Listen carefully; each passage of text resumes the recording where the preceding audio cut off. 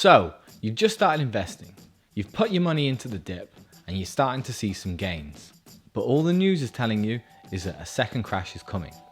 And if that does happen, all those gains are going to be gone and your money's going to be left stuck in investments for maybe a couple of years.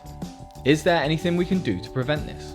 Well, Trading 212 has a couple of options where you can make some orders in the future. Let's take a look at the stop loss feature and let's see if we can use it to protect our money.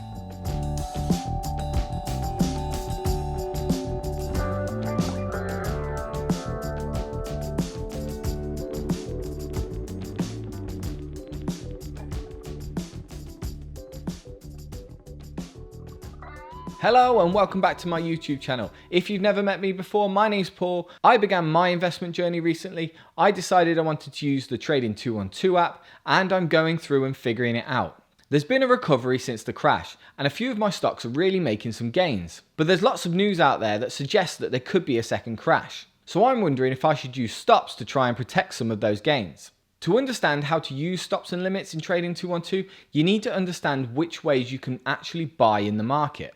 Those are listed as a market order, a limit order, a stop order, and a stop limit order. A market order is the simplest type of order that you can make. You simply select the price that Trading 212 is offering you, and you click buy. Simple as that. Trading 212 will then attempt to execute your order as close to the price that you've asked for. And that may take a few seconds. Usually this is pretty spot on, but there are times when it can change. The market goes up and down constantly, and in those fractions of a second when Trading 212 is trying to execute your order, the market can drastically change, and it could change the amount of money that you pay for that order. If it skyrockets massively, I think Trading 2 will send you a message saying it could not execute, but if the price comes down, a lot of the time you will still pay the same amount for that order, and Trading 212 will just skim the difference off you. It doesn't make that much of a difference to me because market movements that extreme don't actually happen very often. Limit orders are slightly different. Limit orders are orders you make based on where you want to be in the future. As the market goes up or down, you pick a price of a stock that you would like to buy it at. Once the price of that stock comes down, it converts it to a market order and then Trading 212 makes the order at the best price it can. It's really useful if you're waiting for a stock to come down or you've stopped watching a stock for whatever reason, but there's definitely a price you would buy it for. For instance, I like Disney at less than $100. So if I wanted to buy one share in Disney at under $100, I would come up to my shares, I'd click limit, I'd select one. So the maximum price I want to pay is $99. And then I set an expiration date for when I want that to finish. You can choose end of day, or you can choose GTC. That means good to continue. I had to Google that. I didn't have a clue what that meant. Why can't we just use really general terms? Why can't that just say forever or something? I don't know. So I've set my limit buy to $99. I'll click review order and then send buy order. And that will sit right underneath my normal investments, just waiting there, just in case Disney comes down to $99. You could also use the limit feature to sell. Let's say you have a growth stock that you're willing to let grow to a certain point. You know an amount for whatever reason that you want to get for this stock and you're willing to take it to that point. Admittedly, there aren't many reasons for this, especially in the long-term arena, but if you are day trading or something like that, you're picking a stock to go as far as it can and you're just happy with the gains that you've made. It would have been very helpful maybe in Tesla a couple of months ago. Setting a limit to sell takes a lot of the emotion out of your decisions and takes away a lot of that greed, so you don't just keep thinking that a stock's going to go up forever.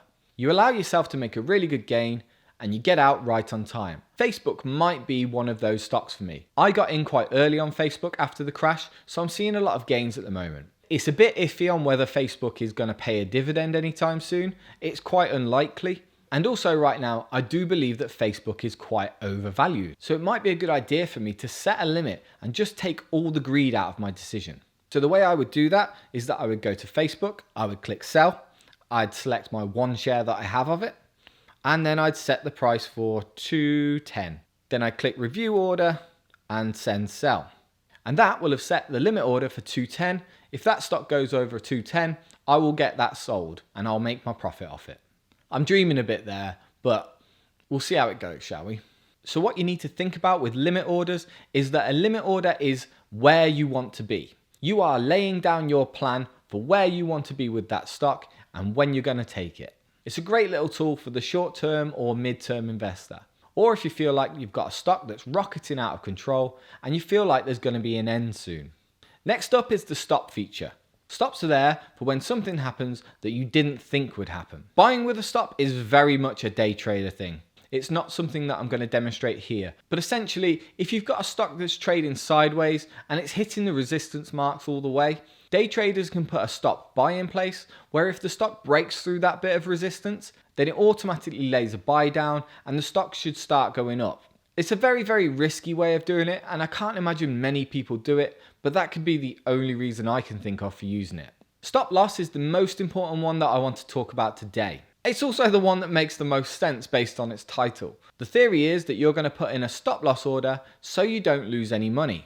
So if you've got a stock that's doing really well and you're scared that it won't last forever, you can set a price where if a stock drops to a certain level, it converts your stop into a market order and buys at that price. It seems like a possible way of saving some of those gains that you've made. For instance, I'm 16% up on AstraZeneca. If that was to drop ridiculously far, I might lose some of my gains. It might go even further and I might lose the rest. So what I would do is set a price on the stop where I feel comfortable with losing that much money. And if the price goes that low, then the stop will convert it into a market order and then save some of my gains. I could go to stop, choose 2 stocks and set the price at 7,300. Then I would click review order and sell order, and my order will be sat there until the price drops to 7,300, and at that point it will sell AstraZeneca automatically, giving me some free cash to invest in it again when the price is a little bit lower. The final feature is stop limit. Stop limits act as a buffer for an occasion that might happen every now and then. Stops and limits aren't ever guaranteed to trigger. Sometimes a stock can crash so quickly that it blasts straight through your stop. The marketplace isn't constantly moving. It calculates at regular points in time, creating prices for you to buy at. These are obviously every few microseconds, but markets can move so quickly that you can see a stock at one price at 1 second, and then the next second it's 1,000 points up. Very rare, but it can happen. And that will mean that your stop or your limit point might not trigger. As the market goes up or down, you will set a stop. As the stock price crosses that boundary, it converts your stop order into a limit order. That will mean that Trading 212 will make the order at any point between that stop and that limit area. It gives you a little buffer just in case the stock just completely blasts through it. So I'm up quite heavily on Royal Caribbean and I'm scared that the stock's going to crash again. But I can ease the cushion by setting up a stop limit. The way I do that is I go to sell, I click stop limit, and then I go to my stop price. I set my stop price. So my average is $36 right now. So I want to sell 2 shares and I want my stop price to be $30. And after that, I need to tell Trading 212 what is the absolute minimum price I would sell that for. And I could set that to, say, $28. I can set that to expire by the end of the day, and I click review, and I click sell. Obviously, I'd be losing a lot of money with that, so I'm not actually going to set that right now. You can easily cancel it by going down to your pending orders, and you click the little X, and you click cancel. And there you go. It's not set in stone, you can cancel it at any point. Hopefully I haven't made that explanation too complicated. That's the way I see it in my head. Limits are for when you're making the decision to sell, and stops are there to prevent you from losing money. Make sense? So am I going to use it in my portfolio right now? Well, limits, no. I'm not going to use the limits at all. As far as stops go, it could be quite an advantage for me to put something in, but only in stocks that I've really made some serious gains in. The possibility of a second market crash is very real. We've got through the Q1 earnings part. That was kind of the first test. And it looks like the companies are doing better than what everyone expected. When the second quarter earnings come out, that could tell a totally different story. If EPS and revenues are down so much worse than we thought, there will be another crash. But on the other hand, everything's starting to open up now. We're past the first peak, and there's a really good chance that May earnings might not be as bad as we think either. It's a risk though, and if there's something I can do to mitigate it, then I should be using it, right? Stops kind of go against my message of buy and hold forever, but when the odds of a second crash being imminent and so weighted against us, I think I do need to put something in, at least in my top stocks. So where might a stop loss help me in my portfolio? It's not going to help me a lot. Most of my holdings are dotted around the 2, 3, 4% mark. That won't be enough for a stop or a stop limit to kick in if we lose 20% in a minute. But it's likely that something like an 8% drop could easily be kicked in. So if I'm looking down my portfolio, AstraZeneca is the first one to look at. I'm currently 17% up on AstraZeneca. That's quite a good buffer, so if a market crash was about to happen, I could lose 10% on that and still have some gains. So my plan on AstraZeneca is to actually set a stop price of 7,400 and then I'll put the limit price of 7,300. So that means in the event of a crash, if AstraZeneca drops over 10%, Trading 212 will pick it up and sell my AstraZeneca stock before it loses even more. I feel like that's a reasonable strategy in a time where a second crash is quite possible. Also, if AstraZeneca is going to lose 10% of its load, we're definitely in a crash. At that point, I need as much cash as possible because I'm going to be buying some seriously discounted stocks at the bottom of that dip. I feel like for a stock where I'm quite heavily in the green, that's a good idea for me. Obviously, this sort of thing won't be useful for anything where I'm in the red. Those stocks are buy and hold forever, and I'm going to have to. But if I set a 10% stop loss underneath Carnival, I'm still going to make some money. And then that money can get reinvested into other stocks that are also down. I see it as a bit of a win-win, and it's not day trading, it's not like timing the market, it's just simply repositioning my money ready for the next long-term bull market.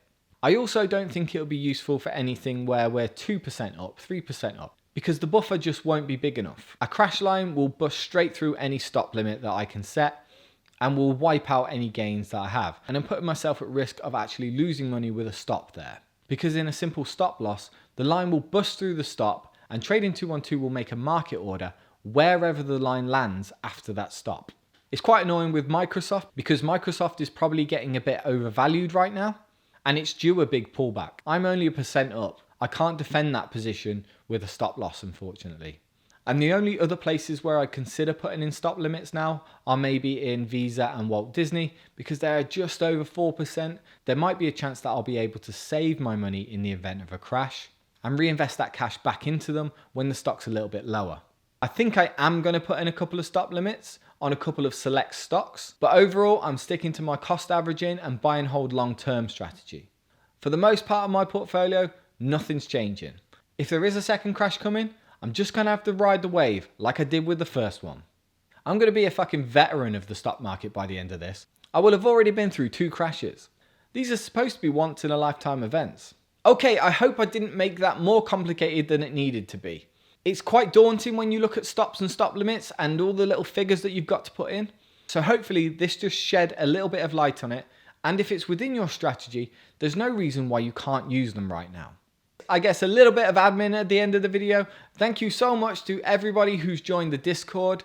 I can't believe how many people have joined, and I can't believe the awesome chatter that's going on in there. People are helping each other out. People are discussing things. Everyone's being super nice and supportive. It's so good. I need to say a big thank you to Casper K. Casper K is now the moderator of that group. He has done amazing things. He's set it up into a little categories. He's making it easier for everyone to choose what they want to talk about. He's done such a good job and I'm so grateful. If there's anyone new watching, the Discord is a little chat room where everyone who's subscribed is getting together and talking about stocks. You can find the link to that in the description below. Also, if you're new to trading and you want to sign up to Trading 212, there is a link in the description below. That is Casper K's link.